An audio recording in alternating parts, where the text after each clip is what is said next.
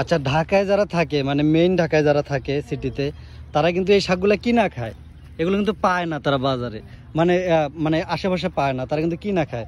তো মেইন ঢাকায় থাকার চাইতে একটু যদি গ্রাম গ্রাম এলাকায় থাকা যায়, মানে যে সাইডটা একটু গ্রাম টাইপের ঢাকা শহরের, ওই সাইডগুলোতে থাকা মজা কি, যে এরকম শাক টাক তুলে খাওয়া যায়। হ্যাঁ, এই দেখেন আমাদের এই সাইডটা দেখেন কত সুন্দর গ্রাম্য একটা পরিবেশ, অথচ এটাও কিন্তু ঢাকার আশেপাশেই। তো ঢাকার পাশেই কিন্তু মনে করেন একটু গ্রাম সাইড থাকার কারণে যে শাক টাক খাওয়া যায়, তারপর অনেক তাজা তরি তরকারি পাওয়া যায়, যেটা আসলে শহর বাজার। হ্যাঁ, দুধ পাওয়া যায় 80 টাকা 60 টাকা, আমাদের এখানে 60 টাকা কেজি দুধ, 60 টাকা 70 টাকা, সর্বোচ্চ 80 টাকা হয় এখানে দুধ। কিসের জন্য? এখানে একদম সরাসরি গাভীর দুধ পাওয়া যায়। হ্যাঁ, আবার টাটকা মাছ পাওয়া যায়, নদীর মাছ পাওয়া যায়, যেটা আসলে ঢাকা শহরের মেইন ঢাকার যারা তারা কিন্তু পায় না। এই জন্য ঢাকা শহরে মেইন ঢাকায় থাকার চাইতে একটু গ্রাম্য টাইপে থাকলে অনেক ভালো লাগে, অনেক কিছু পাওয়া যায়, গ্রামের একটা ফিল পাওয়া যায়। এই যে দেখেন কত সুন্দর, কারেন্ট গেলে এখানে বৈশা বৈশা বাতাস খাওয়া যায়। আমরা কিন্তু প্রায় সময় এখানে আসি, ওই যে একটা ব্রিজ দেখতেছেন, ওই ব্রিজে ওইটা বৈশা থেকে আমরা ইয়া করি, বাতাস খাই, ঠিক না? আচ্ছা, সতীনের ব্যাপারে জানা কি জিজ্ঞেস করছে এটা বলো। এটা বড় ভিডিও না, কয়েকটা ভিডিও মানে ও একা একা বানাইছে, আমি তো অসুস্থ শুয়ে ছিলাম। অনেকেই আমার কথা জিজ্ঞাসা করছে যে ছোট সতীন কই। ছোট সতীন কিন্তু যায় নাই, আছে, যাইবো না। যদি আমারে না দেখেন বুঝতে পারবেন হয়তো আমি অসুস্থ, তার কারণে আমি আসি ক্যামেরার সামনে। আমার জীবনের উপর দিয়ে যাওয়া লাগবে। আচ্ছা, তাছাড়া যাওয়া হবে না। এই যে রোদ দেখো, রোদ একদম মুখ পুইরা দিতেছে, আর তুমি একদম রোদের সাইডে বসে আছো, অপোজিট সাইডে।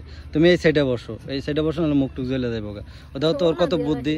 এলো বড়দের আসলে বুদ্ধি বেশি থাকে। দেখো ও যে বড় বউ, দেখো ওর বুদ্ধি দেখো, ও রোদের অপোজিট সাইডে বসে, রোদ যা লাগার পিঠে লাগতেছে, কিন্তু তুমি কি করছো, একবার রোদ বরাবর বইছো, দেখো মুখ টুক জ্বলে যেতেছে। একটু এইদিকে ঘুরে বসো, হ্যাঁ এদিকে ঘুরে বসো, তাহলে শাকটা তুলতেও ক্লান্ত লাগবে না। দেখো মুখ জ্বলে গেছে, আমি না মানে সহি দেখতাছি না কই শাক, ওই যে সূর্যের আলো যে চোখে লাগতেছে।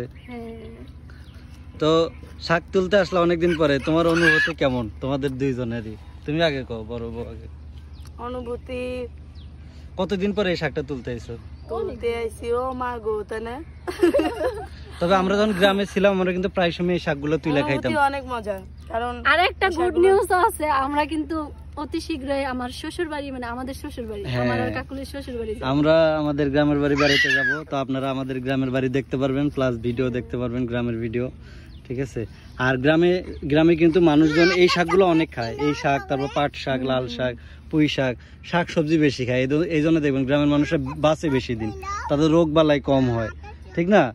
আর শহরে মানুষজন সব খায় কেমিক্যাল ওয়ালা জিনিস, এই জন্য ফরমালিন হওয়ার কারণে মানুষ রোগ বালাই দিয়ে ভরে গেছে, শাক সবজি পায় না, শরীর অনেক অসুস্থ হয়, ঠিক না?